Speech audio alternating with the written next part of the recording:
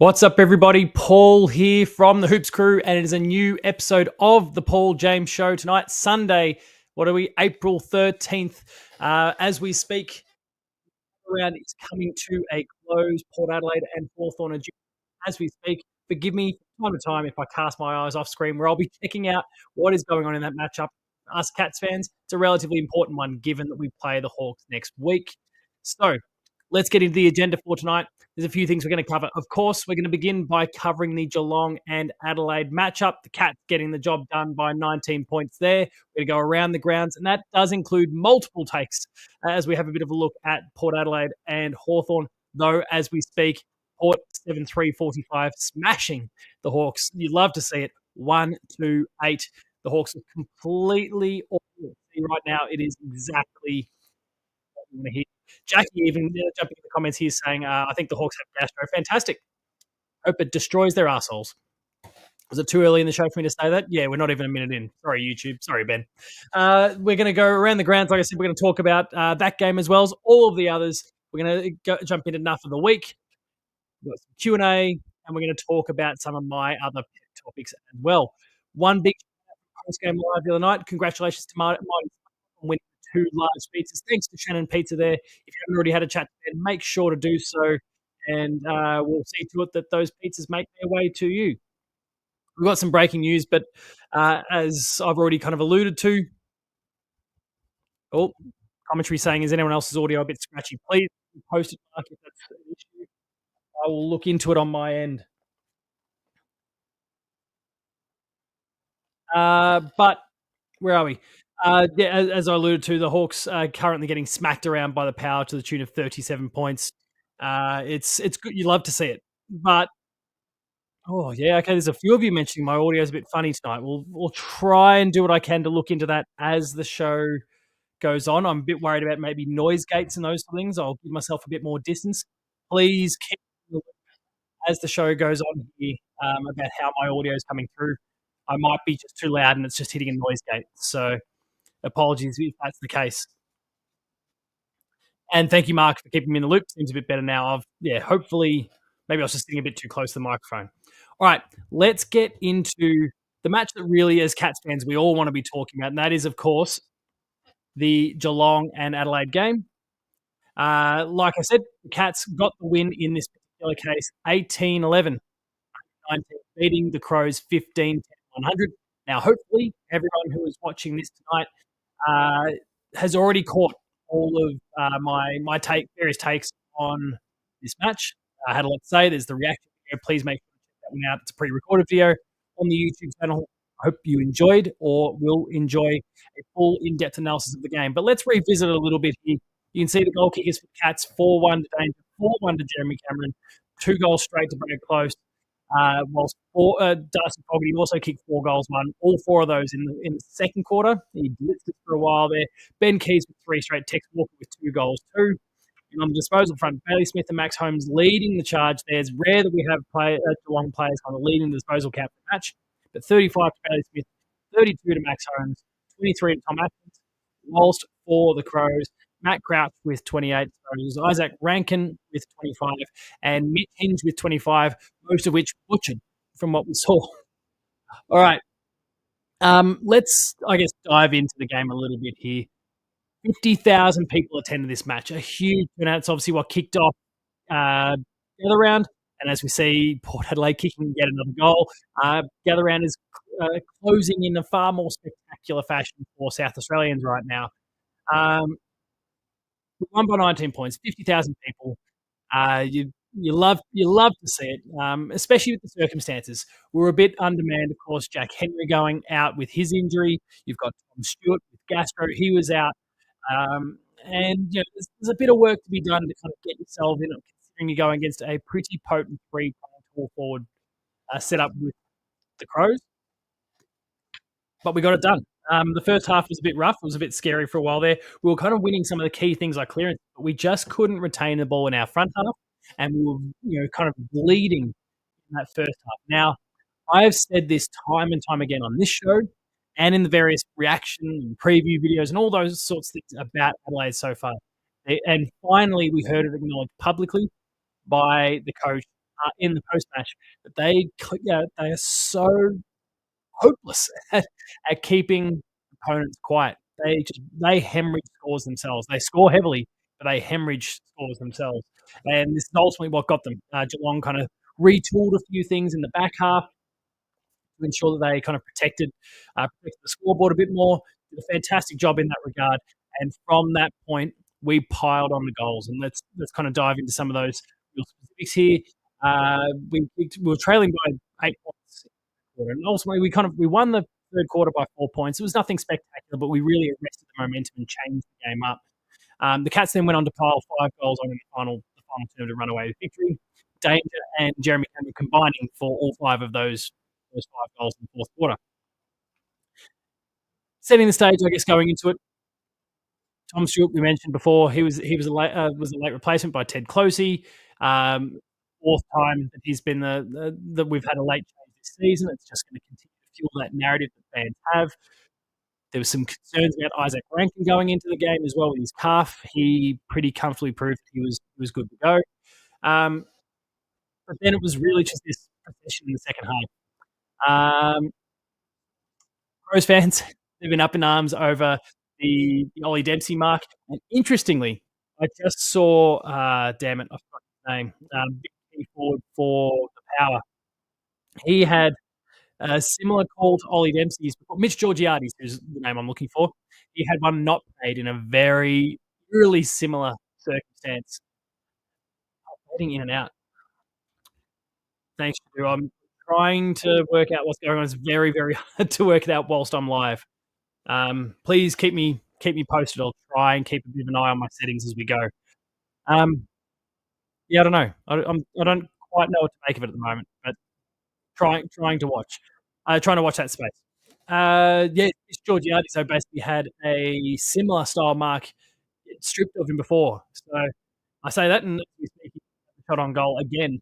But I'm sure the Crows will love that. Bailey Smith has been fined for the double bird that he issued a member of the crowd, and I'm relieved. And I'm going to kick to a clip here. I'm going to throw to a clip here that Rory Sloane speaks about the matter. Now, of course, he's in a really interesting spot where he's a Crows man at heart. He's also a great mate of Paddy Dangerfield's. There's a clip here from the Sunday Footy Show where, and I'm going to get my screen sharing going as quickly as I can. What am I doing? We don't need the scores anymore. Let's bring that back. Remove that. Stop that screen. Bring this up. Boom, boom, boom. We're going to explore a clip here from the Sunday Footy Show where Rory Sloane talks about what happened and why he believes that there should be some more extreme efforts put into identifying the person responsible and then issuing them a ban. So let's have a bit of a look at that one. And as Ben shouts out, 57-8 now in the Port Adelaide and Hawthorn game. They're going to put the cue in the rack real soon, you think? The AFL got this one wrong though, Damo, and if I was Bailey Smith, I'd just be saying to the AFL, look, appreciate the thought and finding me and the donation, but I'm going to politely decline this one because we talk about setting examples, and he admitted, he goes, I've got to set a better example, but for me, the one you want to stamp out is the fan one. What that fan spoke about was so pointed and personal and vulgar after chatting to Danes that you don't want to see that in our game or set that example for any of our fans anywhere across the country. So you're obviously close with Paddy. You are aware of the content. It's not that you're going to broadcast that today, but you're aware of the... He said that unrepeatable as well. So not a good look from a fan, but I just don't think a good look finding a player who's clearly sticking up for one of his good mates. Yep. Another issue, TJ, as we know, was I just think if it's as bad as what you're saying it is, and I've got no doubt to believe that, then instead of slapping Bailey Smith with $1,000, find the perpetrator. Absolutely. And ban that perpetrator. Absolutely. I'm saying the exact same thing, TJ. Yeah. Would the AFL ever track down why don't they track down the spectators? Oh, they can. They've got that ability, and we might pose that question to Andrew Dillon. And to Damo's point there, they did then have a chat with Andrew Dillon afterwards, who gave a very non-committal answer, very much went through their processes and the fact that they've got structures in place that will allow them to kind of explore this. But I genuinely don't think until Rory Sloane really kicked up this conversation about the nature of what was said and how significant it was, despite the fact that Bailey Smith, by his own admission, had the opportunity to chat to Laura Kane the morning after and for the please explain part of things and explained the whole thing. I don't know that necessarily much was going to be done until the media's kind of really latched onto this. So I hope that this person, whoever this arsehole is, gets their membership ripped up, that they are banned from entering Adelaide Oval and any other AFL venue for at least the rest of the season, if not more, which would really sting because Adelaide are a competitive team this year. They're going to miss some good wins. That's another goal to Port Adelaide. This is fantastic. And as Ben says, in the very Kylo Ren sort of style, more. Connor Rosie's just kicked another goal. So you love to see it. So yeah, that's the Bailey Smith side of it. Now, he probably should get, he should get the fine still at the end of the day because the AFL wants to stamp this sort of thing out. But I do hope the AFL really goes after whoever this individual is, and there's a really heavy-handed consequence with them. That said, I would question the $1,000 or the $1,500 or down to $1,000. Like, for an AFL player, even a first-year recruit, it's kind of nothing. I know that they've got like a standardized number and it's not necessarily a percentage, but maybe it should be a percentage for these sorts of things. So it's proportionate for each player, and it's, I don't know. I think the fines, the fine system that we've got in place is very much a wet lettuce that players are getting slapped with these days. So more on that, I guess, some other time. But beyond this, of course, Geelong now remains undefeated from all 3 gather rounds they've participated in. They've beaten Adelaide now 8 of the last 9 matchups. The first, that one loss was, as many will recall, immediately off the back of our grand final defeat in 2020. First round of 2021, Adelaide having finished basically at the bottom and widely considered to be a bit of a dump going into season 2021, smashed us out very early on in the piece in 2021, round 1. Gave us all a bit of a shock. Ben's kind of mentioned in the notes there, shout out to Darcy Fogarty for his 4 goals in that second quarter. It certainly made things very, very interesting. And I can see comments here from both Ben and Shadu about the Hawks fans in the crowd. I haven't been able to look in that sort of detail because I am being as good of a host as I can possibly be, despite the fact that I do want to be keeping an eye on the scores here. But I'm really glad they're nice and sour. And there's Jace Burgoyne, who's about to deliver it inside 50 once again. Could even go the distance from where he's at. Sets it up. No. It's going to bounce. I've got to stop watching. All right. Anyway, so in the next 4 weeks for the Cats, we've got a very interesting few games. Now, of course, we play Hawthorn at the MCG for Easter Monday, and we've touched on that. I don't know if this is a good thing or a bad thing to see the Hawks getting smacked by as much as they are. It's great as a spectacle right now, but to have to deal with them next week, not sure if I'm crazy about that. Mighty Sparlock, again, please make sure to claim your pizza if you haven't already. Who's going on Monday? That's my plan. I plan to be there. But we play Hawthorn in the MCG on Monday, Easter Monday. We follow that with another 3:20 game on the Sunday. That's April 27th against the Blues. We play the Pies at the MCG and then GWS at GMHBA, which is a game I'm dreading, considering we cannot win there against the Giants these days. But we'll see how that goes anyway. All right, let's go around the grounds here. No, get out of here, Damo. We don't need that anymore. And talk about the results that have played out so far. And then, of course, we'll kick back to the Hawthorn and Port Adelaide match. So, gather round kicked off with Geelong getting the win against the Crows to the tune of 19 points. The Pies, there was a bit of an arm wrestle for a while, but then really kind of put away a fairly weak Sydney team in the end by 31 points on the Friday night. On Sunday, Old North returned. But the Suns are also in white-hot form to start the season. They got smashed by 52 points against the Gold Coast Suns. Carlton registered their first win for the season by 71 points against the Eagles. Very sad to see Harry Mackay, after all he had gone through, go down with a concussion very early on in the game there. where are we? Next up, we've got, this was, for me, very, very close to the match of the round. The way this game played out, Brisbane have been doing this all season, though. Of course, they did it to us as well. A come from behind win there for the Brisbane Lions. And the Dogs, showing that they're still going to be tough beating this year. And they're only going to get better with Bont now supposedly on track for the Easter weekend. So they're going to start to stock up with some of their troops in the next couple of weeks and become a really dangerous team. They showed a lot against the Lions, but all credit to the Lions for a very, very gutsy comeback. Where are we? We then had, I'm off the Melbourne bandwagon. Not that I thought they were going to be going overly well this year. In fact, it's not even that. I don't know what it is. I do not rate the Bombers in the slightest. But I rated Melbourne higher than them. I got that wrong. Essendon getting the win pretty comfortably in the end in that particular case. The Tigers went down to Freo by, what's that? I'm trying to do maths quickly on the spot here.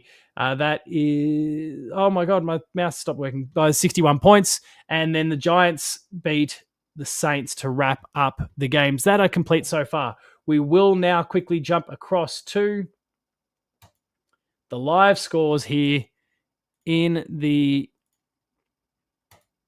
where is it? The Port Adelaide and Hawthorn game, where, as we've discussed a few times now, Port Adelaide lead. It's not even half time yet. 11-4-70 to Hawthorn 1-2-8. This is going to be really interesting, I guess, for people's perception of Hawthorn. Will Day is out, and he's a big out. He's been probably their best player and certainly a Brownlow fancy all season. He's out, and the Hawthorn structure seems to have completely fallen apart. As Ben says, Jason Horne-Francis has gone into God mode. He's putting in an absolute blinder at the moment. We'll bring up some of those numbers so we can have a bit of a look at how he's going. Where are we? Come on. Ben, what has he done? He's touched the ball 10 times. He hasn't kicked a goal. I'm sure he looks good. Anyway.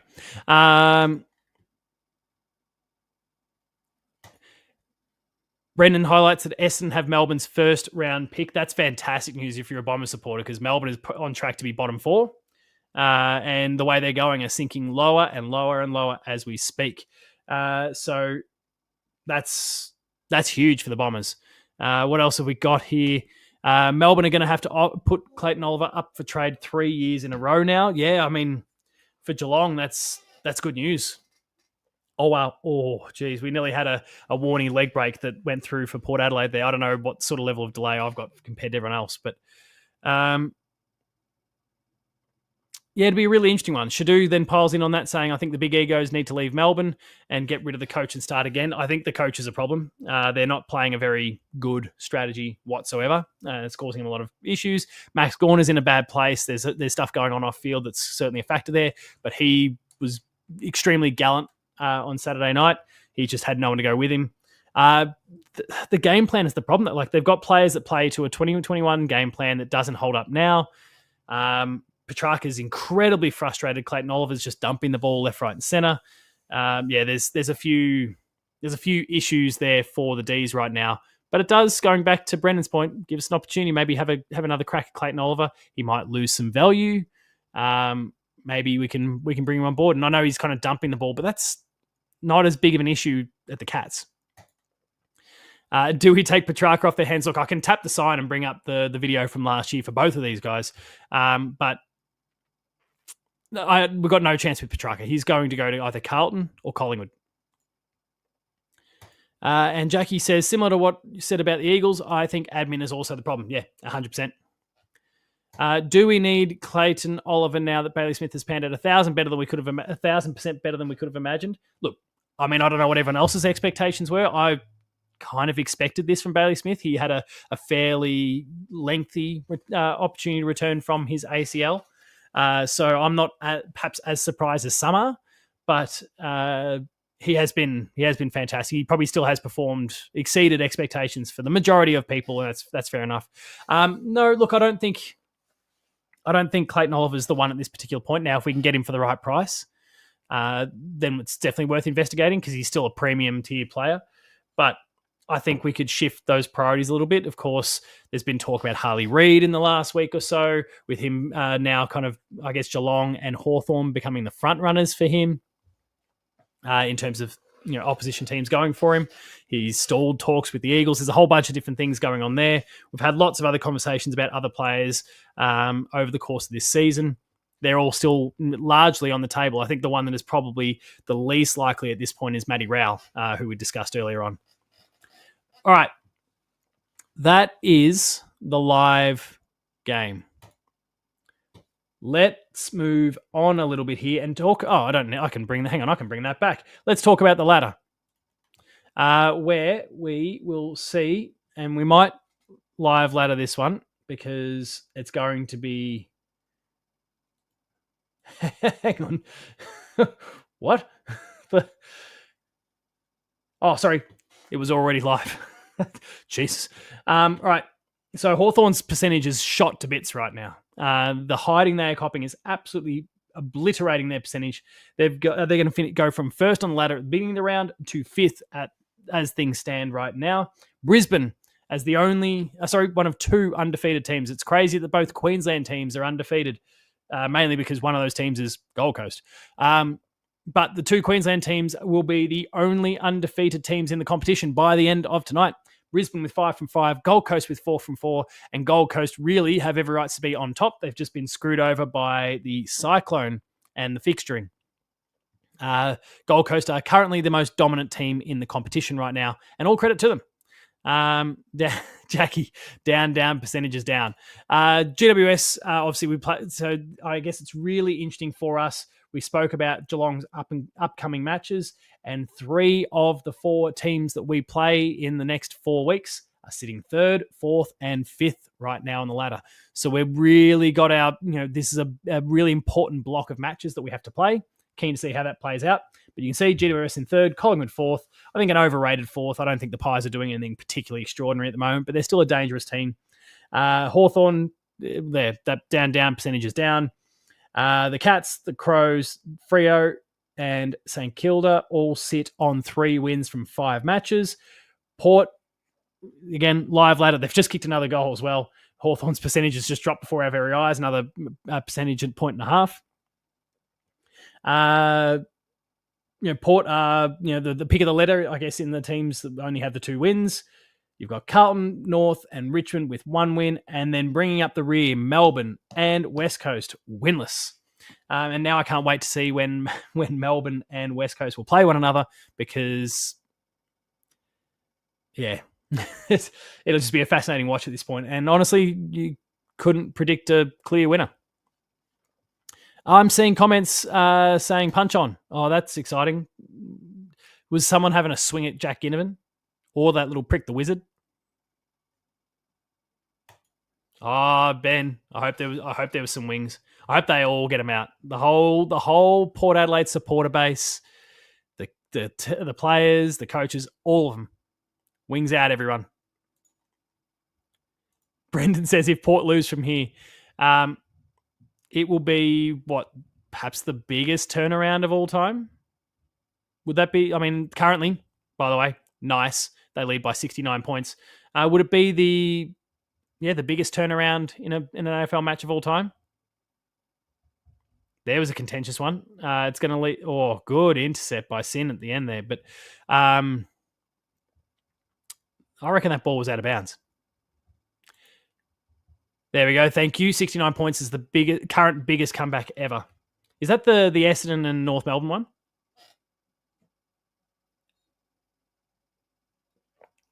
All right. Let's continue on and talk a little bit about. That's right. Some other little games that occurred over the course of the weekend. So we had the VFL going head to head with the Sandful. The VFL won against the Sandful by 11 points. The first victory over the Sandful since 2002, which is a wild stat.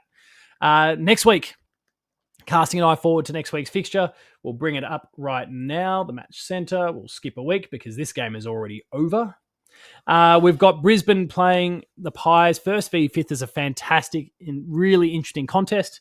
North and Carlton. Carlton, I heard a few of them. I heard Cripper even saying as he went down the race that the Blues are back. apparently heavily backed in this particular match. So that seems odd. But anyway, the Eagles and the Bombers go back-to-back wins, you would imagine. Melbourne to get smacked by the Dockers, you would imagine. But who knows there. The Crows and the Giants, another really interesting matchup with spearheads left, right, and centre. The Suns to get another easy win here. They've started the season they're going to start the season 5-0, which is huge. Never before seen for the Suns. The Swans and the Power now shapes as a really fascinating contest because the Swans are barely, they're just sputtering along a bit at the moment. And the Power, this could be the thing that kind of kickstarts their season. They've been up and down like a yo-yo, though, so it's a bit hard to predict. Also, if Hawthorn can score behind, we want to get back to a 69-point lead. That'd be nice. The Dogs and the Saints, also really fascinating match. Bont supposedly coming back. The Saints off the back of a loss. The Dogs looking really, really good. And then the game that we here are all the most excited for and anxious about because of history, Geelong and Hawthorn, Easter Monday, 3:20 at the MCG. Shadu thinks that Brisbane will struggle against the Pies. Tell me why. I'm interested in your thoughts, and that's not a criticism or a concern. It's just I'm intrigued. Might help shape my footy tips a little bit. But within that cluster of games we spoke about, obviously there's Easter Monday. We've got a top 4 clash between Brisbane and Collingwood. We've got Spoon Bowl, as Ben dubs it, 2.0 between North and Carlton. Gold Coast to go 5 straight. And, well, I don't think it'll be an issue anymore. But Ben had initially put Ken's last game, Sydney v Port Adelaide. I don't think that'll be a concern for Ken Hinkley anymore. Brisbane have started slow a lot this season, but I think they're working their way into it nicely. Pies have been getting better and better. I don't buy the talk about the Pies just yet. I think the core of their list is good. At the end of the day, we know that they've got a really strong core, but I just don't know if they're there. And I don't know if this is a 2023 Collingwood team or Collingwood, 2023 caliber Collingwood team that we're talking about. All right. Next up, we're going to get into Nuff of the Week. But first, we're going to take a word from our sponsor. The Hoops Crew Media Network is proudly sponsored by Cyril Cook Florist. Visit them at shop 1211 Leather Street in Breakwater. Phone them on 035 222 2244 or visit their website at www.cyrilcookflorist.com.au and use the offer code GOCATS in the voucher field at checkout to get 20% off your next online purchase. Thank you, Cyril Cook Florist, as always, for your ongoing support of the Hoops Crew and all we get up to. Now, we're going to jump into Nuff of the Week next. Of course, as everyone knows who watches this show live, it is a pre-recorded segment that will go live publicly on the YouTube feed tomorrow. But for now, let's buckle in and talk a little bit about Jack Higgins and his stupid antics going into Gather Round. Here from the Hoops Crew, and it is Nuff of the Week time. And today, we want to focus a little bit on Gather Round because there's so many positive things about this. I've seen so many Victorians and other interstate members heading across to South Australia to celebrate this festival of football. The football has, up until the point that I'm recording this, been absolutely fantastic. Even some of the poorer teams matching up have had some really climactic moments along the way. It's been a really fascinating round with lots of really cool stories emanating from it. And of course, the Cats got the chocolates on the Thursday night. So it got off to a pretty great start against the Crows. But there's been a sour note. And that sour note, as many of you are already aware, occurred about a week beforehand with some comments made by a particularly small St Kilda forward who put his foot in it, was pretty foolish in the way he did so, and he's made his club and the AFL and the South Australian government look a bit foolish in the process. So we're going to talk about Jack Higgins and all that he got up to in this episode of Nuff of the Week for this week. Now, let's get into the footage in question, which I'm sure every single person watching this video here has already seen, but we're going to dive into it anyway. Let's take a look at what Jack Higgins had to say leading into Gather Round. We'll pop some headphones on. This is part of a larger report by Channel 9 News in Adelaide, but they've broken out the footage here from 7 News, the interview post-game. Any plans for the week in Adelaide? No, I don't like Adelaide, so I'll probably be in my room playing Call of Duty with the boys. A cheeky dig from the interstate rival, but today the facetious All right. Ford Actually, we'll play that. changed his tune. I don't mind Adelaide, I just don't love it. I was having more of a joke around. A joke or not, it's ruffled a few feathers. He mustn't have spent too much time here. There's so much to offer, but if he doesn't like it, I reckon he can bugger off pretty quickly. I'm all for it. Get out of here, Jack Higgins. Now, as of when we record this, the Saints are due to take the field with the Giants in about an hour and a half. And Jack Higgins may have a blinder and a lot of this stuff will quickly get overlooked.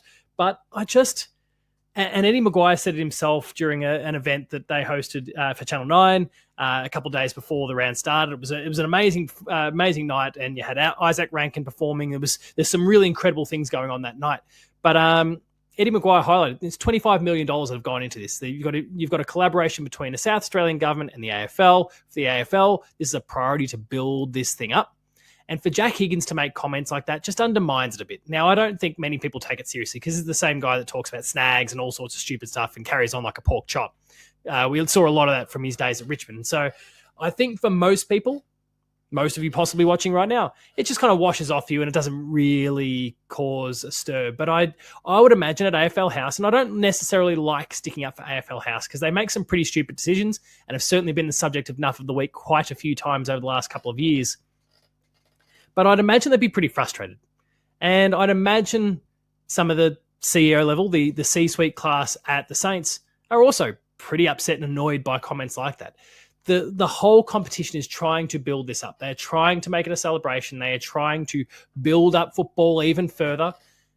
And to have comments like this come about just undermines all of it. Now, don't get me wrong.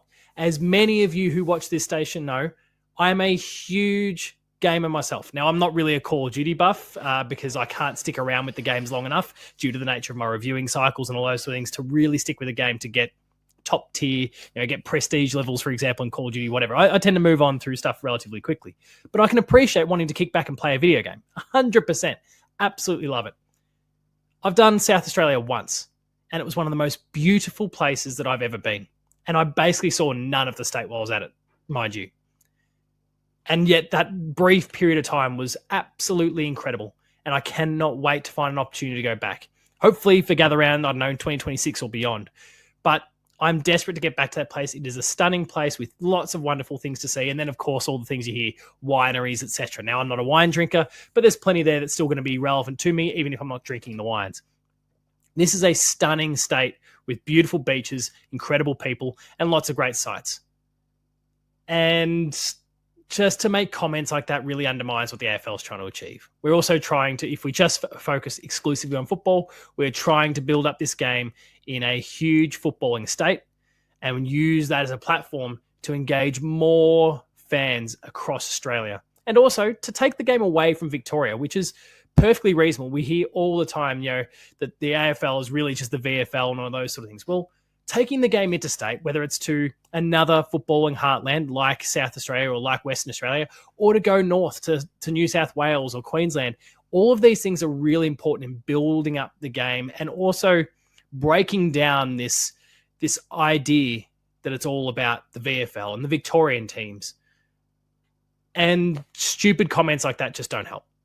So Jack Higgins, just for a moment in your life, and I know you want to kind of put your foot in it or make very off-the-cuff comments, but just for a moment in your life, take a moment and think before you speak.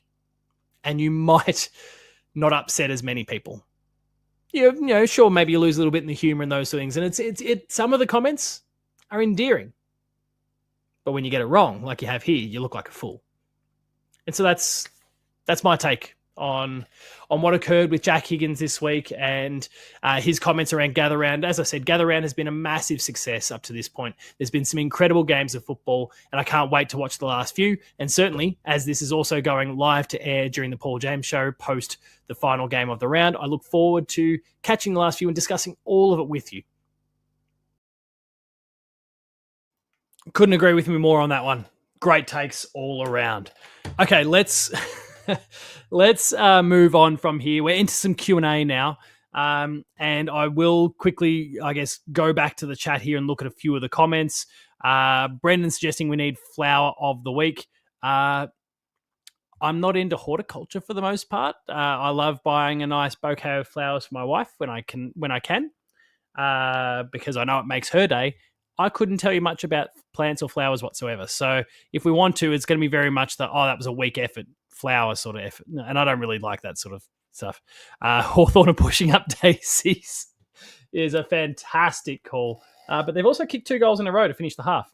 So they're down by 59 points right now. Dare they dream? A 10-goal swing still in the second half. Port needs to keep the foot on the gas. Brennan jokes then. Momentum swing. Do we need to worry? I don't think we necessarily need to worry about what this does for Hawthorn. They're a high-quality team, and they'll come back next week one way or the other.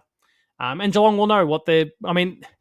I think so much history just disappears when Geelong and Hawthorn play. They ultimately just go in and they're all chips in on Easter Monday. It doesn't matter whether one team is 0-5 and the other's 5-0. They just crack in. The games are incredible spectacles because of it.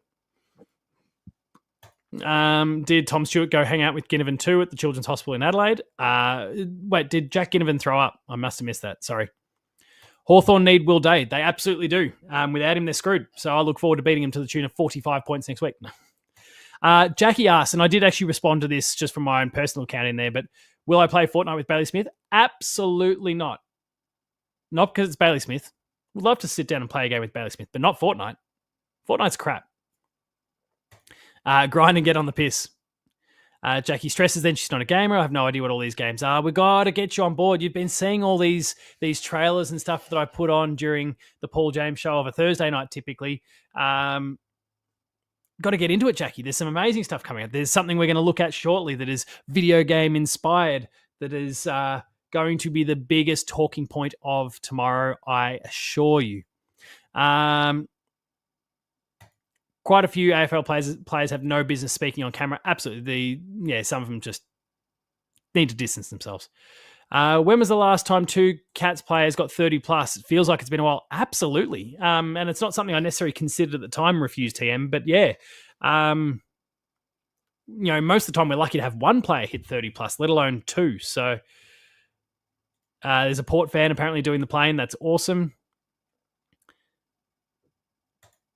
After our game, was anything said about the extremely poor umpiring on both sides? I feel like the game was unusually bad. For me, it's hard to gauge. Now, I think, again, for anyone who's caught my reaction video, you'll know that I was basically... Ben knows a bit about this. I was having to kind of watch the stream. I was having to let it buffer on my phone. So I was out in Dunkeld, out in the Grampians, and the reception was rubbish. My Wi-Fi at the place I was staying at, rubbish. So I was having to buffer the football and then watch it in chunks. It was soul destroying. But anyway, we got there. I've just looked on further in the comments. No, Brendan, the answer's no, and I'm not going to acknowledge it any further. So it was a little bit hard to kind of take on things like umpiring because I was just kind of hoping to see the game in the first place. But Shadu, hopefully some others in the comments maybe have some thoughts around that one. Gary hopes that Hawthorn plays like this next week. Look, I think they'll clap back, but I don't. I'm feeling more I was more confident the moment Will Day went down, and I don't want to beat teams when they're injured. I want to kind of beat a team at full strength and really show what we're capable of. But you also play the hand you dealt. And Hawthorn without Will Day is a much weaker team. So, yay. We don't want to talk about 2008. Skipping Brendan's comment. Hawthorn are 10 goals down, begin celebrations. Let's just cool our jets, everyone. Let's revisit this before the show comes to a close, and we'll get a lay of the land as to where things are at there. All right. Could Danger win a Brownlow this year if he stays fit? Been insane for a bloke of 35. No, he won't win the Brownlow, but I've already recorded a video that is due to go to air sometime this week. I'm rocking the same green shirt. I've basically done everything in this today, from Nuff to this Danger video to obviously the Paul James show tonight. So apologies, it's a peek behind the curtain. I recorded. I had an hour to myself, and I went and recorded a few things back to back. But I think he's a fancy for an All-Australian, which would be an AFL record if he gets another All-Australian gong before he retires. That will be his 9th, and no one has ever reached 9. But I'm going to talk about that. It's a video that's going to go live later this week. Stay tuned for that. How enjoyable is it seeing Hawthorn getting pumped right now? What a way to finish the weekend. It's fantastic to watch now. It's a, it fuels some anxiety to know that we have to play them next week. But yeah. If Danger won the Brownlow, that would be insane. Absolutely insane. But as Jackie says, I'll take what he's doing. He's on at the moment. All-Australian form. Max Humphries or Bailey Smith will take the Brownlow from Danger, unfortunately for Danger. I mean, you can't rule out the possibility. I don't think, like, of the two, Bailey Smith would be the front runner of those two right now, if you're just choosing between them. Danger will take Norm Smith. That's more of a possibility the way he's going. But we'll see how that plays out anyway. All right, it is Q&A time. Now, there's a whole range of different topics. Ben's given me a few little conversation starters that we can kind of look at a little bit as well. But please make sure you're throwing your questions, your comments, your concerns in the chat. And we're also going to do we don't normally do this on a Sunday. Our schedules are all a bit funky with a whole bunch of different things involving Gather Round, my holidays, Ben's holidays, all those sorts of things. And even, of course, the timing of the Easter Monday match. But we're going to do a little kind of spin-off of Game of the Week this week as well. Firstly, let's kind of tackle some of the questions, the conversation starters that that Ben's kind of provided for me. He's asked, would you trade Neil or Humphries for Harley Reid? Neil I'd trade. Sorry, scratcher. Neil I'd trade because I'm kind of growing in confidence around Ollie Lord. And I'm going to double check some of the stats now just as we go to see. He's playing today, right? Ollie Lord. He's had 5 disposals. He's not really lighting it up. Maybe as I say that, maybe I start to dial things back a little bit. Maybe we need an extra tall forward. I mean, my gut feel is no. I think Geelong could trade picks in that scenario. And the huge thing, I've said this on a few of the various videos I've put together about trade targets and those sort of things, is that the AFL beginning this year is allowing clubs to trade multiple years of futures now. So if Geelong could go to a trade with West Coast and say, okay, we'll give you our 2025 first and our 2026 first and our 2027 first, for example. I'm just throwing stuff out there. And maybe they take that. 25 being the current and then 26, 27 being the next 2 years worth of futures.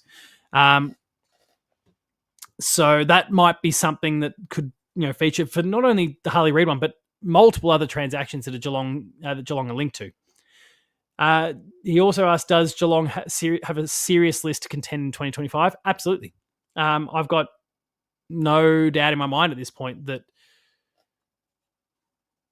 Geelong can go and win this thing. I know we've had some dodgy weeks, but I think people have gotten a bit carried away in the conversations around that. I'm of the mind that Geelong just needed to kind of sort out some momentum things in games, and once they fix that, we'll be that serious contender that we know ourselves to be. So, yeah, I think we can win the flag for sure. Let me double check. Do we want Harley Reid so badly? Seems like a bit of a dick, playing like he doesn't even want to be out there, not great integrity. Look, I would agree with some of the points. Like he does have a shitty attitude right now. I agree with all those things, but there's a bit of me wondering if we're seeing a Jason Horne-Francis style scenario here where he did not want to be where he was. And look, it's kind of, I think actually the phrase was even used at the time, petulant kind of behavior. That was a criticism thrown at Jason Horne-Francis. And you'd argue it's kind of the same sort of behavior really here for Harley Reid. But sometimes it's just the setting. Like sometimes, and I'm not just talking about football here, sometimes in workplaces, it's just the setting. And it sounds like things are a shambles over there at West Coast. We heard, what's his name? Jack Graham from formerly Richmond, now West Coast, talking about how they have one less training session a week than what he had at Richmond simply because of the travel part of it. And that's setting off alarm bells for people. I am inclined to think that, the setting thing could be a bit of a problem. but we'll see. I don't think we sell the soul. We don't give up the kitchen sink or any of those sort of things for him. But we know Geelong is notoriously difficult sometimes to transact with. We drive a hard bargain, and obviously we saw what happened with Tim Kelly. So we'll see how it plays out. What else have we got in the chat right now?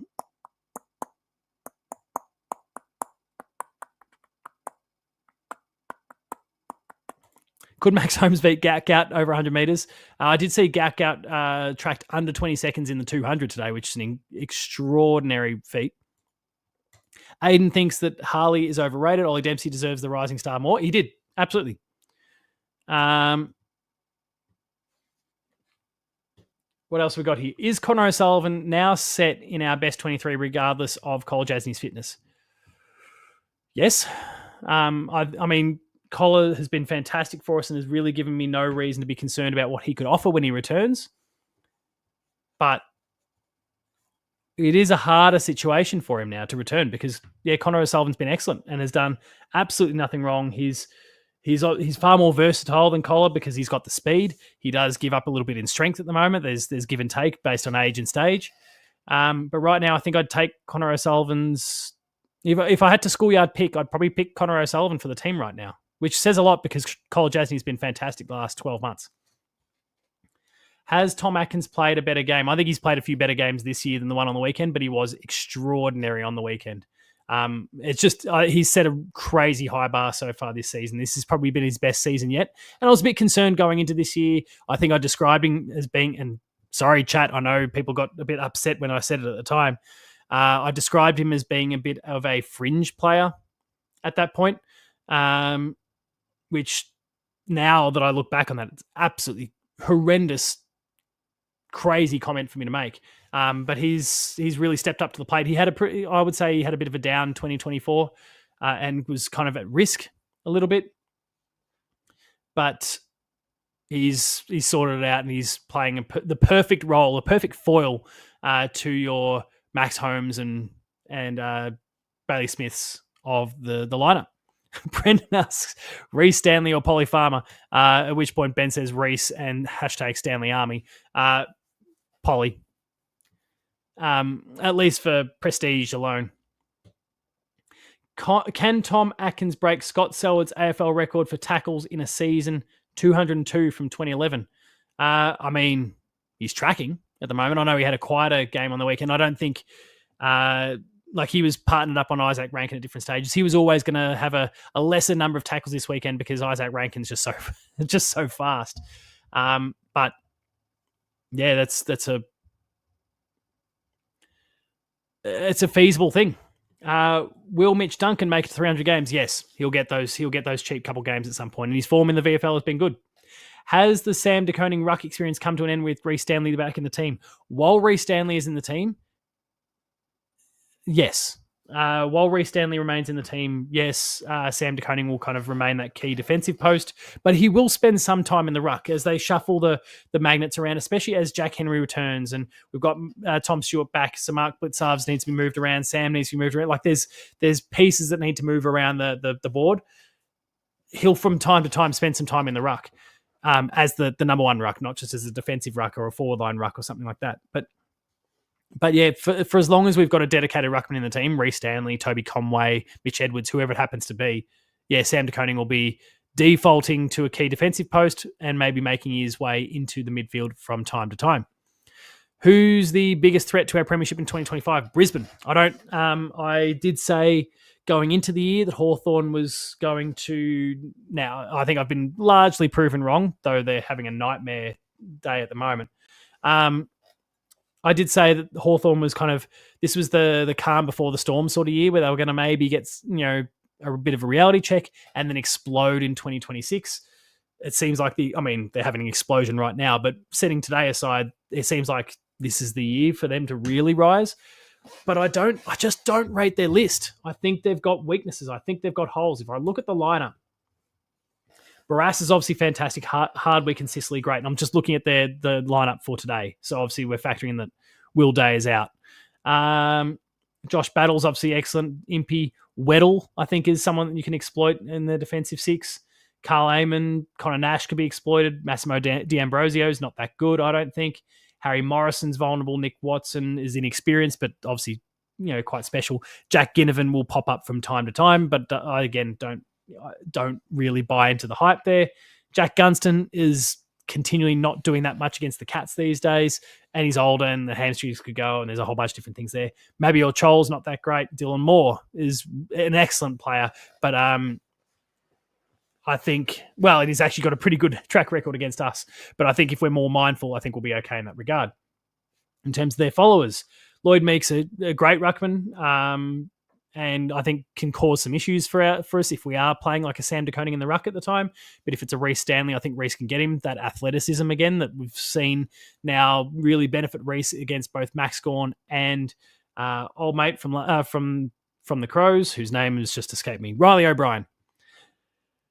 Jai Newcomb's a supreme midfielder. James Warple's come back into the team for Will Day and is going to hold his spot for a while. Giath, Ward, McKenzie, and McKenzie, I don't think are necessarily huge for the Hawks. There's enough players that I look at and go, we can exploit that, we can exploit that, we can exploit that give us opportunities to win. Thoughts on Ollie Henry? He's having a rough start to the season in some respects. If you just look at direct scoreboard impact, his goals and behinds for the year, you would say he's having a pretty down season. And I'd say he's somewhat off the boil. But I'm going to see if I can bring up, I don't know how good the AFL site is for this, so bear with me for a moment. Ollie Henry. Oliver Henry. There we go. What I want to see are score involvements. If they will show scoring. Where are we?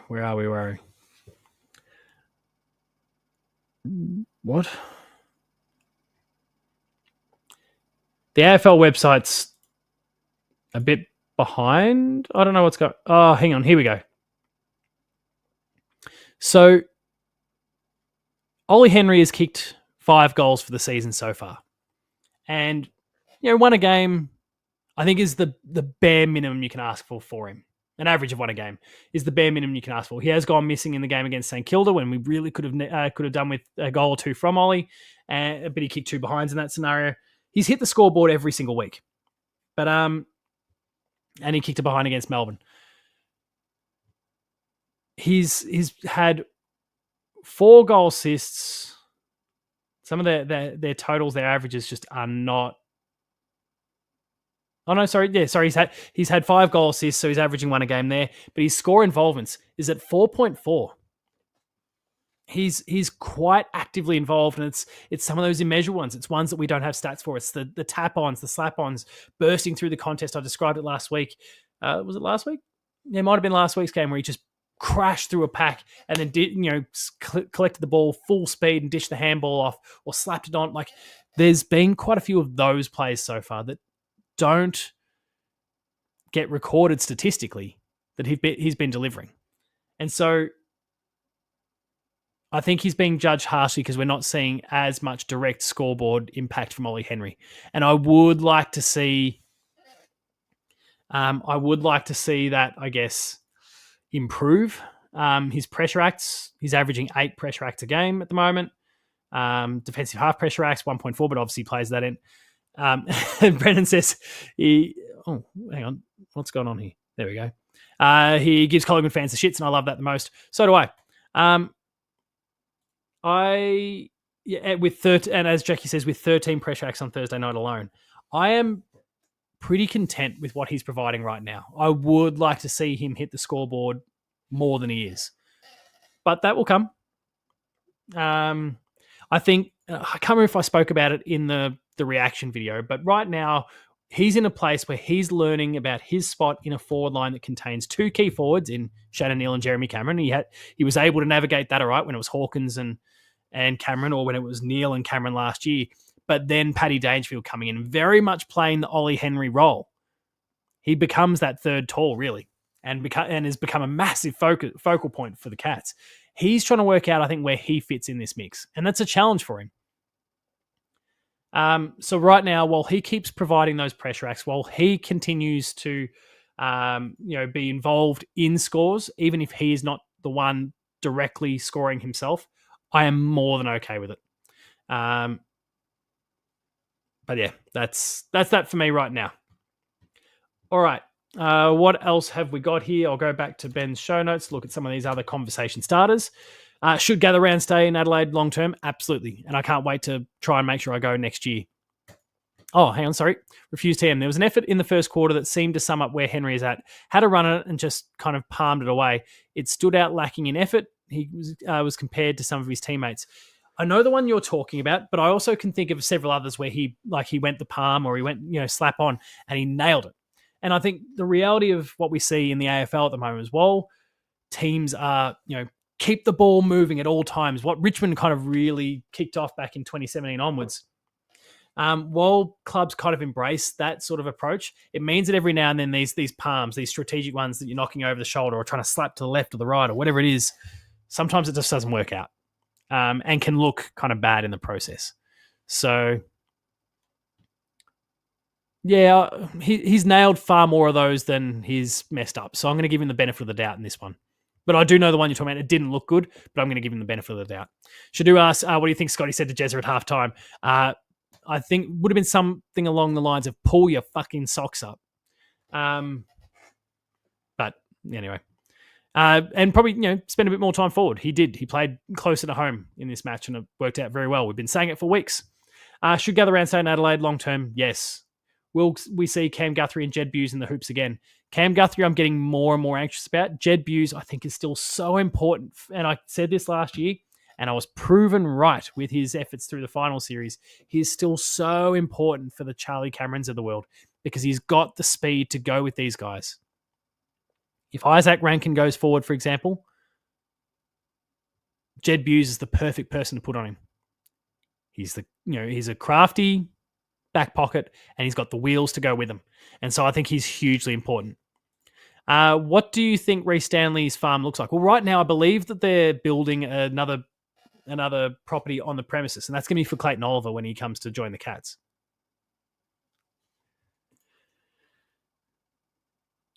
I assume this is Mighty Sparlock is in relation to the Reece Stanley one. But yeah, I've seen some footage recently. I don't think it's the same one. I certainly didn't see any footage on Instagram today, but it does look like it's a pretty nice place. Oh, Jesus. Who wore it better, Joel Selwood or Connor O'Sullivan? Joel, but give it time. And this is this links perfectly to the poll that Ben posted pre-game, and I'll check to see what the results say. So bear with me.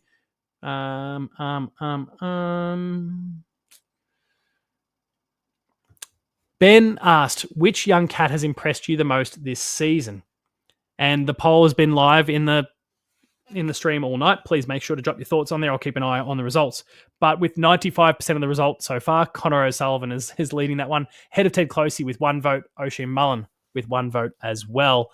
But Ben's, I guess, prompt here is who will debut next out of Polkinghorne, Wiltshire and Stevens. Stevens, I think. Brendan, why are we saying poor Mitch Nevitt? Sorry, can you clarify that one? Maybe I missed something in the comments there. Why are we saying poor Mitch Nevitt? Oh, because he's getting no love. Yeah, sorry. Yeah, he hasn't gotten a single vote in that poll. Sorry, thank you. And look, it's probably fair enough that he hasn't in this particular case, but I don't think that's necessarily a bad thing.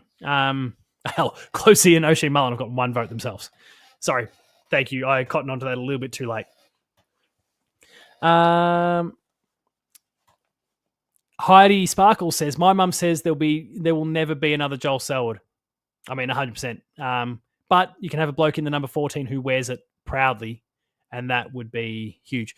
Shadu says, and this is, I think, in regards to Mitch Nevitt, he went missing on Thursday. See, there was someone in the comments off the back of my reaction video that pushed back on me, and I don't know who it was. So if you're watching, I'm not hanging shit on you at all, but who kind of suggested that he was shit and needed to get out of the team. I pushed back on some of the negative sentiments towards what Mitch put out. Now, he didn't accumulate the ball en masse, but he was strong through the contest. He got some really important handballs, broke away in the pack on a few occasions. I think he was really, really important. And as he continues to get more game time, and we are talking about a guy who is playing, his number for this week was 66% of game time. So he's 10 to 15% less than what he'll get when he's at his absolute prime. And when, he's kind of 100% earned his stripes and is kind of tier one in the midfield for the Cats. I'm okay with 16 disposals based on 66% game time. 16 or was it 13? I can't remember. Like that mid-ish teen sort of figure. I'm okay with that right now. In 12 months, by the end of the season, I'd love to see that being 17 to 20. But I still think there's some real positives in there with Mitch Nevitt at the moment. And I think some of those positives are being overlooked by some. Jackie does say he was definitely okay. I don't like his defensive side of things, but did some good things. He still needs time. He's still learning his sea legs, getting his sea legs at the club, at the top level, I should say. But I think he's getting really, really close. Refused TM says, shout out to Mullen. Very much a project, but I love seeing him improve his game bit by bit. I love that we're patient with project players. We are. And I think he was pushing the people's patience was being tested early on, but he's really starting to come along nicely at the moment, as is Mark O'Connor, who's performing really, really well. If we want to continue the Irish trend there, he's performing really well so far this season as well. And it's going to be hard to push out of the team too. Hawthorn's just kicked a goal and now trails by 53 points. Shadu says, it's hard when the talent is so vast and there's so many outstanding performances to stand out. I suppose we are sport for choice. It is. We've got a blessing of riches. And the challenge for someone like a Mitch Nevitt is that it's hard to get sustained opportunity. And that makes it a little bit difficult. Hey, Mitch Nevitt got a vote. Thank you, whoever that was, for showing a bit of love to Mitch Nevitt. He's a gun. That wasn't me. I promise I didn't jump in and vote for him. Thoughts on who you would like to use our first round pick on? A bit early. Let me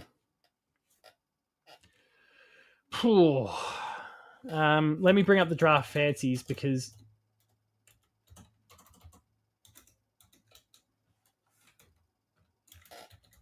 there's been some names kind of kicking around.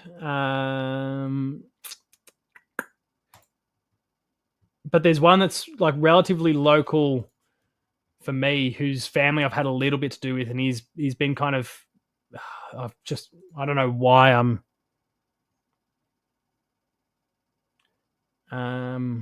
going blank on his name right now.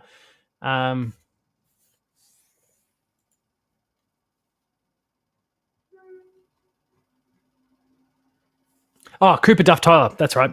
Cooper Duff Tyler has been, kind of in my neck of the woods for quite some time. I've taught siblings and those sort of things. I've had a little bit to do with Cooper. He's super versatile too. So he plays forward, he plays ruck. He's not going to slip down to the Cats. not unless we manage to somehow trade into the first 5 picks. But he would be fantastic. Brendan says, use it on Bianca. She was fantastic today. I did see that amazing tackle. She just swatted that kid. It was awesome. Absolutely loved it, Brendan. Jagger Mooney or Hunter Holmes. I mean, we've discussed both in the past. Jagger obviously is a father-son. Hunter, we don't have any claims on him, but if we can find a way to make it work, that would be huge. And if not, he might go to Collingwood, get homesick, and come across just a couple of years later. Ben says Port are trying their best to lose this game. Oh, hello. 47 points now.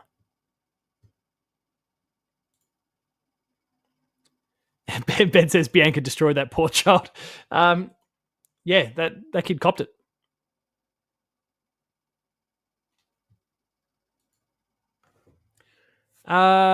Refused TM asks, any chance of getting some of the YouTube live videos uploaded onto the Patreon podcast feed? It would be good to be able to catch up on the commute.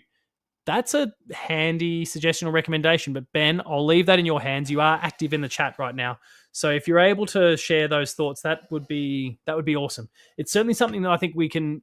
And I don't handle the podcast feed whatsoever. I'm more than capable with a podcast feed. I've hosted many over the years, but I don't actually work our podcast feed. It's easy enough for us to export audio versions of this. Uploading it to the feed is a whole other thing, and whether that's something we want, that we're kind of considering doing. I'll leave that to Ben to answer that one. You do say audio, but I know Spotify allows people to upload video versions these days. So Kenny's ass is clinched. We'll see how that one goes. All right, we are going to... Kenny's about to lose his job. Look, the Hawks will still have to make it rain. What are they got to kick? 8 goals still? It's a lot. And we are more than halfway through the third quarter now. So, and there we go. Port's just kicked one back thanks to Ollie Lord. Ollie Lord, future cat. He might have just saved his coach for at least a little bit longer. All right, what we're going to do is we're going to get to game of the week stuff. And then we'll kick back to the Geelong the Hawthorn and Port Adelaide game. We are having a little spin on things this week for game of the week because we're talking about game adaptation of the week. The Last of Us Season 2 begins airing tomorrow. Everyone, put your golf clubs out. If you know what I'm talking about, you'll have a little smirk on your face. If you don't, I'm not going to say anything more. Golf clubs out, everyone. We're going to watch the trailer for Season 2 of the HBO original, The Last of Us. I'll get back to you in a minute. Comments like this just don't help.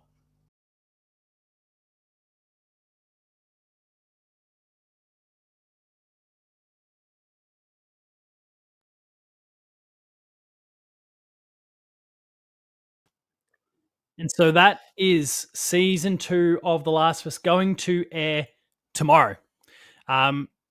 It's live at midday on Max. I believe you can still get it through Binge, potentially, maybe with ads or something like that. Shadu asks... they're just called infected, but then there's different variants. There's the clickers that make that horrible clicking sound. It's traumatic. Jackie says she needs to go and watch Season 1 again. You absolutely do. And Jackie, this is based on a game. You were talking before about not having experience with games.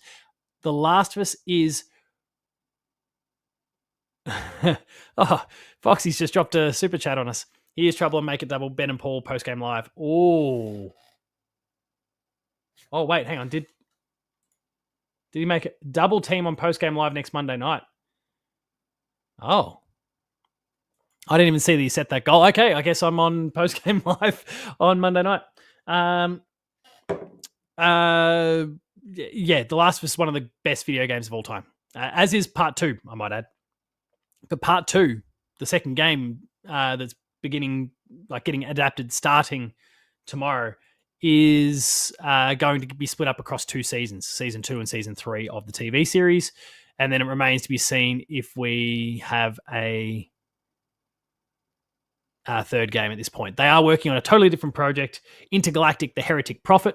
But I will say, and I need to be very, very careful about what I say here, I have seen the premiere of Season 2. I thoroughly... Oh, I can't say that at all. I need to be very careful. Shit, that was a nearly... Anyway, I've seen episode 1 of Season 2. My review will hit the Player 2 website tomorrow at midday when I'm allowed to publish it. I am thoroughly excited to see the entirety of Season 2.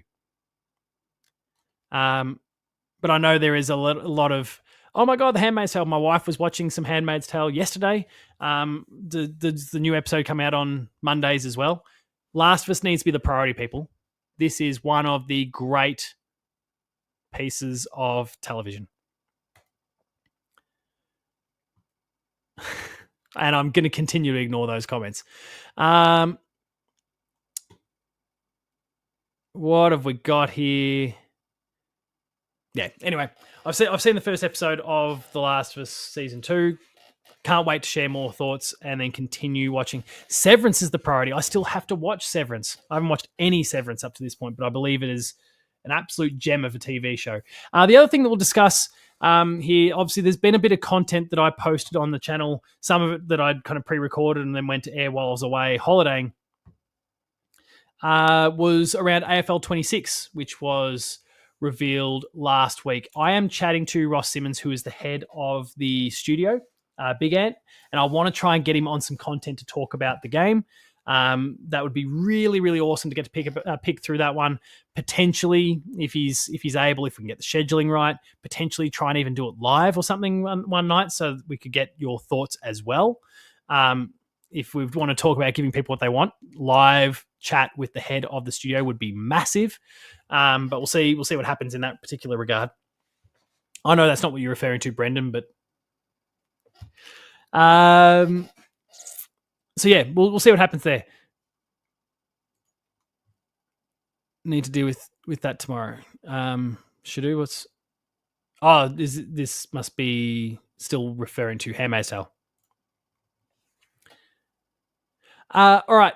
Do we have any other questions at all before we wrap things up for the night? We will quickly flick across and look at the scores just to make sure that it is trending in a direction that we, the Cats faithful, are happy with. No, I hate it when it does that. Let's jump across here. There we go. The Power by 55 points. Good. So they've wrestled back that momentum a little bit. So it's really just been, to be fair, it was 4 goals in a row to Hawthorn there at one point. Boom, boom. Oh, Meek kicked one. All right. Anyway, but they've kicked one back with Ollie Lord, and then they're just kind of holding ground at the moment. So a second shot on goal for Ollie Lord. Good. You love to see it.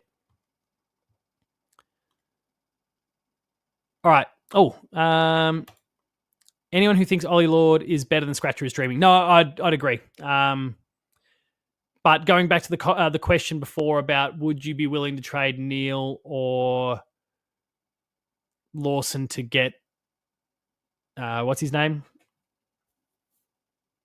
Harley Reid.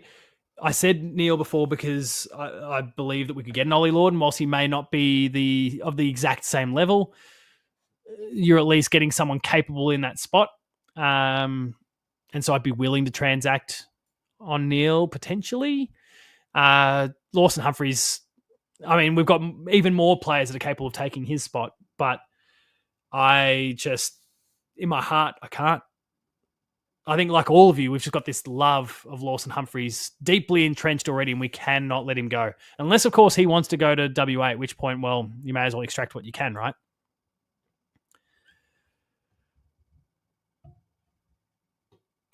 Lucas is in there saying, get Lord at Geelong immediately. I'm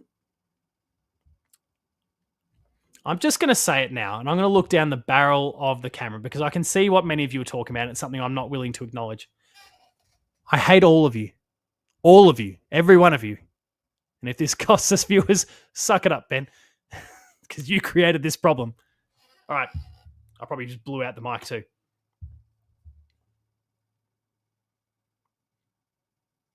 All right. Where are we at? Oh, hang on. Why did I... Oh, back to this layout. There we go. 55 points a few minutes ago. I hope that all these lols and laughs are in response to my commentary. Because fuck you all. All right. Oh, hang on. There's another goal to Hawthorn. Jack Gunston's kicked his third. He's kicked 3 out of the 6 for Hawthorn so far.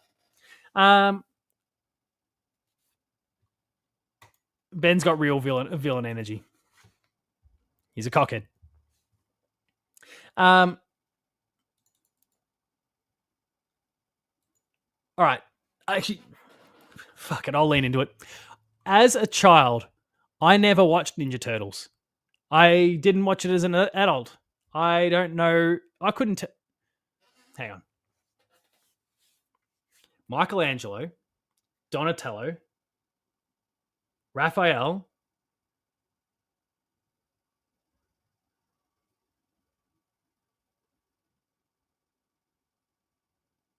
Michelangelo, Donatello, Raphael.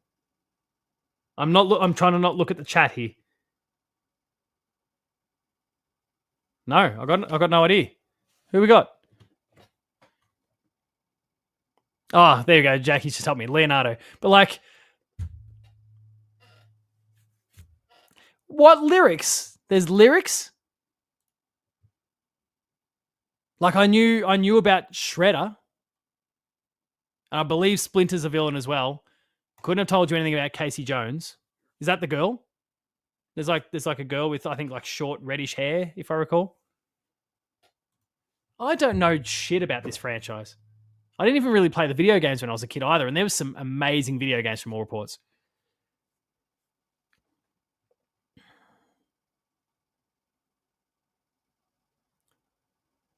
Oh, that's April. Okay. April O'Neil. Okay, thank you, everyone. As you can see, rumors of me liking Teenage Mutant Ninja Turtles were wildly inaccurate. And that Photoshop that Ben put up that I'm absolutely not sharing, because fuck that guy, was also total Photoshop. Did you see that guy's arm, or the arms on that guy? What was going on there? There's like, I'm not saying that I have guns. I certainly do not. I'm weak as piss. But, you know, this person had nothing on their arms. What's sacrilege? Sorry. Another bit of Biff and Port and Hawthorn. Oh, good. Brendan says I don't believe it. You better believe it, mate.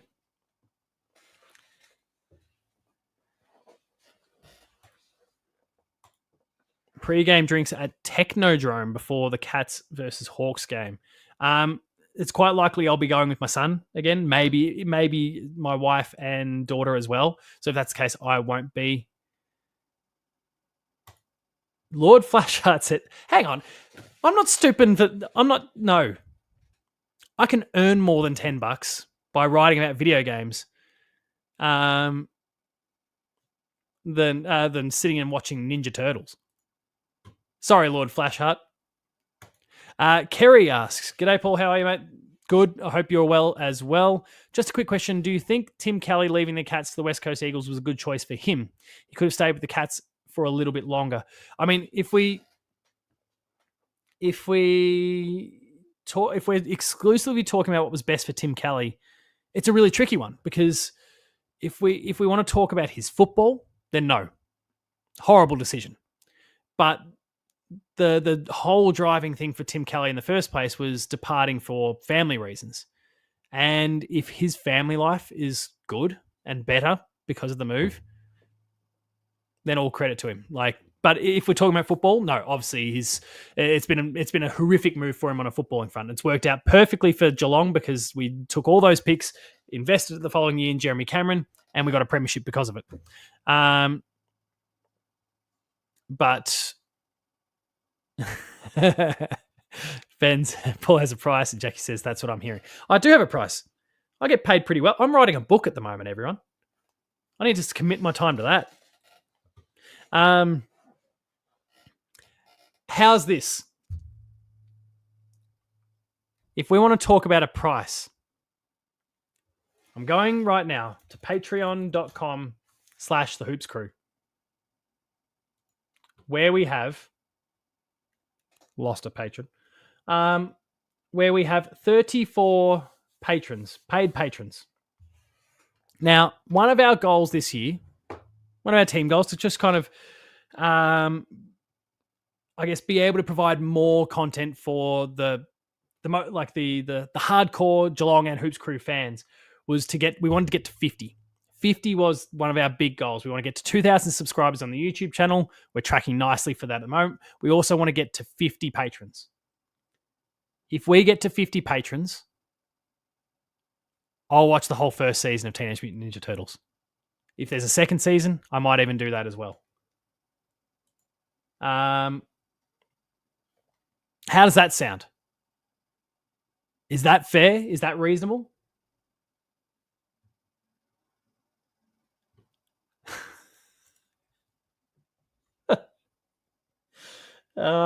Shit. $500 super chat. That's Paul's price. Problem is that money goes into the team's pockets, not my own. If we hit the 50 patrons, I'll do it. In fact, we might need to like up the ante a little bit further as well, because if we manage to hit 50 patrons, because that's a big number. Am I stooping to?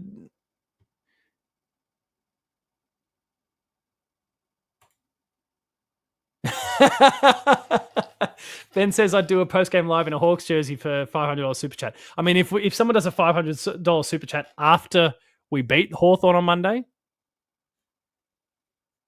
then I feel like that's a bit more like that's when you're really hitting the sweet spot. Watch a lot. All right, we'll go further. If we hit the 50, I'll do I can't say it.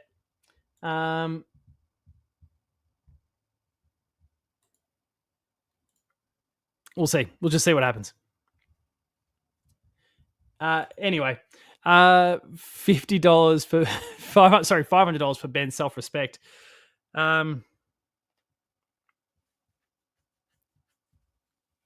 He doesn't have any self-respect. So, what? Having sex watching Teenage Mutant Ninja Turtles, and I'll do $500. Is this the OnlyFans part of it? My God, it's taking a real turn. OnlyFans comes up way too often in the Paul James show. I've only done one post-game live so far, and I don't really recall OnlyFans being discussed overly much. It was, I mean, maybe more about Lucas and his attire at that particular time. But geez, it comes up a lot on the Paul James show. I don't know what you're all trying to say or suggest about me.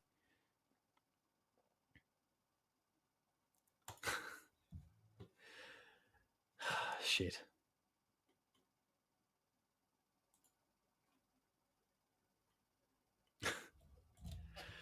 Anyway, what else have we got here? There's laughs everywhere. What have we got in the scores? Port by 47 points. Is it 3/4 time yet? Surely we're getting close. Lloyd Meeks kicked a second goal. Mitch Georgiades kicked his third. What is going on here? I mean, it's still going to be, you would think, an 8-0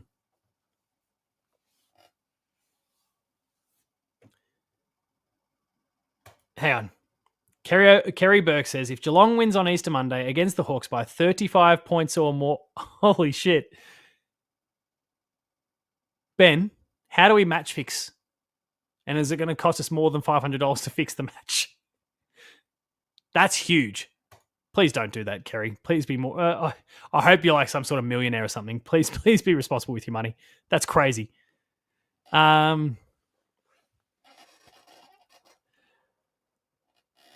Mitch Hardy pajamas for the Valor family.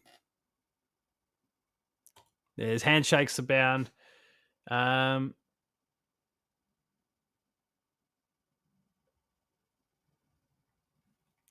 right. On this wild, ridiculous note, it's about time for us to wrap up the show. Holy shit. Oh, hang on. We've got another comment before I jump across.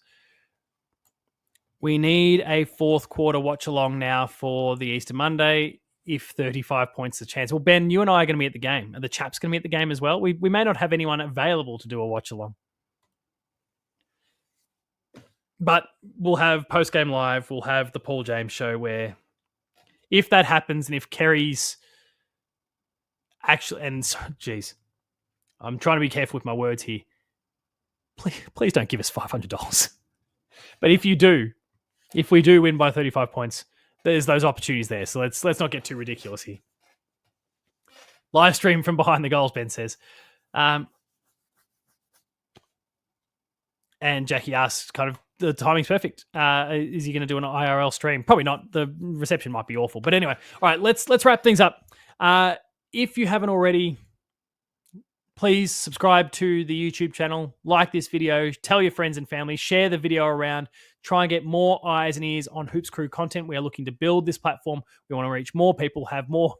When we're not having the stupid conversations about OnlyFans and Teenage Mutant Ninja Turtles and the like, want to have really good, proper conversations about football, you're an amazing community, and I love getting to chat to you in this live forum. Same sort of deal for post-game live and all of our pre-recorded stuff where you hit the comment sections as well. It's amazing. Thank you. And we want to bring more people into the fold. So there's 3/4 time. So please subscribe, share the videos, get more people tuning into our stuff. It is huge. Comment. Obviously, many of you have been doing so live. I can see a few while I'm bringing up my graphics here. There's a few comments that are starting to pile in at the same time. Please share your thoughts in the live chat. And if you're watching this after the fact, don't hesitate to throw some of your thoughts on the show in the comments section as well. That is huge as well. The super chat function has been utilized once already tonight. Where are we? And that's guaranteed a post-game live featuring me on Monday. Anyway, that's thank you for those twitching on the finger, and we'll see what happens with Kerry and a 35-plus point win for the Cats on Monday. Make sure to follow me on socials. You can find me at Paul James Games across Twitter, Instagram, and Blue Sky. Thank you, as always, to our sponsor, Cyril Cook Florist. And as I highlighted before, consider checking out our Patreon. We are trying to hit 50 patrons before the season is out. We are currently on 34. It is getting there bit by bit by bit. We have early access content, exclusive content, and extended content with conversations, as you've seen tonight, about ways to get like audio versions of shows such as the Paul James Show and Post Game Live posted on the Patreon audio feed as well. We'll see how that goes. But we are looking constantly to take on your thoughts, the community, especially our patrons who throw that little bit extra in to help us out. We're looking for your thoughts and ideas to build this platform and make it better and better, not just for patrons, but for the broader community as well. Thank you all for your support. Let's check out the comments one final time before we wrap things up. Where are we? Apparently, I want more than $500. Well, yeah, because we have to divide it between 5 people, right? So suddenly I get 100 in my pockets. Doesn't get me overly excited about watching Ninja Turtles. Oh my god, it's if you'll do. Oh shit. Lord Flashheart says, "My mum watches. What more do you want?" We appreciate it. Tell your mum to invite her friends too.